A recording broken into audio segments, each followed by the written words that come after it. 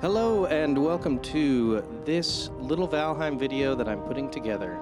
Here is a picture of my face so that you can know that I'm a real person and makes me more relatable. I've put in over 1,400 hours into Valheim and I'm still learning new things.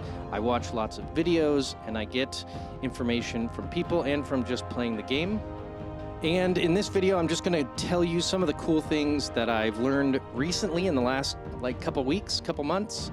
The first one is going to be related to the fact that you can put the Hilder chests on a flat item stand. I did not know this, although I've probably seen it before. I didn't know, so after you're done getting your Hilder chest, you can take it to Hilder and get some really pointless, useless items that you can already get just from the initial inventory of Hilder. But if you want to have a really cool set of decorations, you can just use the chests as decorations. They look really cool, they're shiny, different colors, and it makes the Hilder quests a little bit more useful to me because I don't really use the Hilder items when I'm running around working on my base or farming. I just find it tedious to switch outfits to do that. The next thing that I learned very recently was from a short from Snazzy Games, which is awesome and very, very useful, and I had no idea until just like a week ago. And that is that if you go into the chat menu and you type in Sortcraft space and then type in one of a few commands, I'll put the commands up here in just a second. One of the commands is Sortcraft space name, which puts everything in alphabetical order in all of your different crafting systems, all of your different craft benches. And then there is Sortcraft space weight, Sortcraft space type. I think type is probably my favorite one at this point, or name. I like the alphabetical order option as well.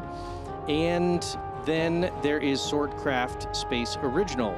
There's also some filter items there that I haven't played with yet if you want to check those out, but that is very useful, and thanks to Snazzy Games for putting out a video about that.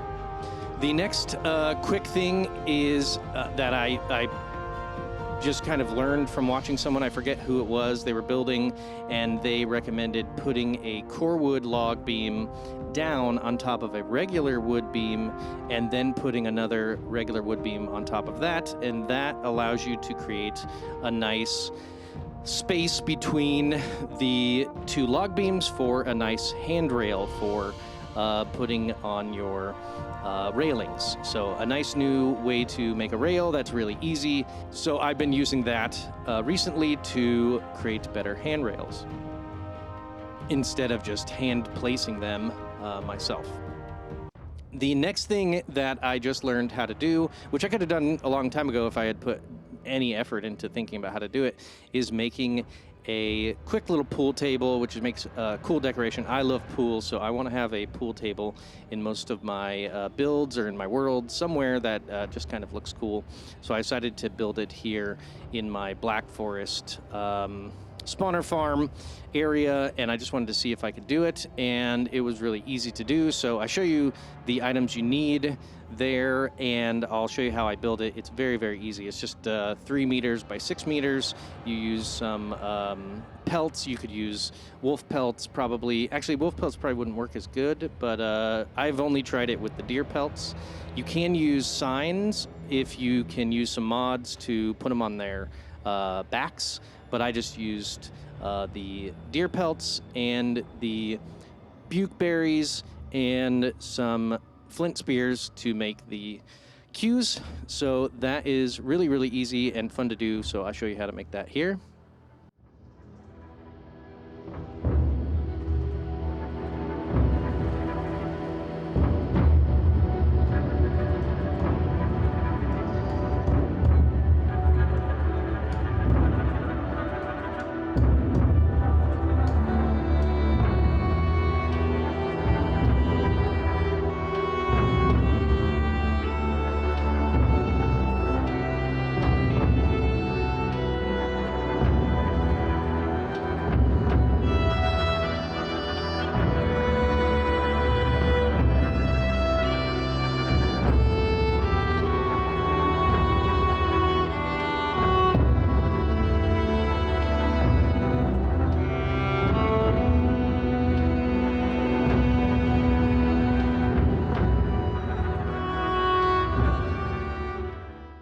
The last thing I'm going to go over is my favorite way to train skills because it allows you to multitask.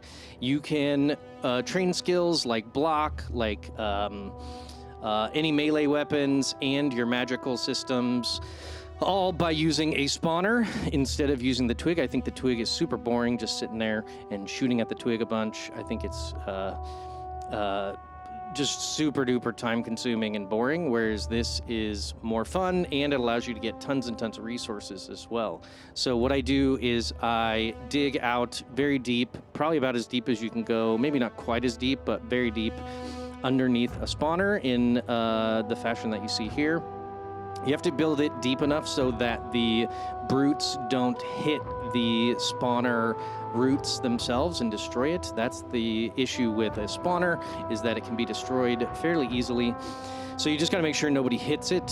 So then after doing that, you just wait for them to spawn and you can just attack them however you want. I find this the most useful with the blood magic because you can spawn the dead rising, you can spawn the dead razor skeletons and just put them in the pit with all the spawning Grey Dwarfs, and they will just go to town and they'll kill them. They're more powerful than the Grey Dwarfs, and so it doesn't take very long to get that skill up. Now, while you're going AFK, letting the skeletons kill the Grey Dwarfs, you can do a bunch of things. You can build up around the spawner, you can build up a little base, that's what I did, and then you can also put a bunch of chests nearby so that you can collect all of the items. I don't like items sitting on the ground too long, so I like to pick them up, go drop them off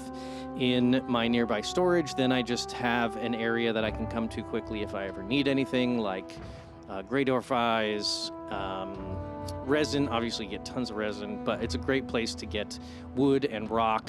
And since I made this in the Black Forest, I also have access to a ton of core wood and then trophies and all of the different seeds that you can get in the Black Forest as well. So I find that this is a great way to do a few things at once. You can train your skills, you can get resources, and you can practice building and make a nice little spot for yourself. So that's how I like to train my skills, especially at the near the end of the game when you get the magic items, especially with the Dead Rising, especially with the Dead Razor thing. Not Dead Rising, that's a video game. Thanks for watching this video. If you want to watch me play, I do stream on Twitch quite often. It's under LuckEfno2, LUKEFNO2.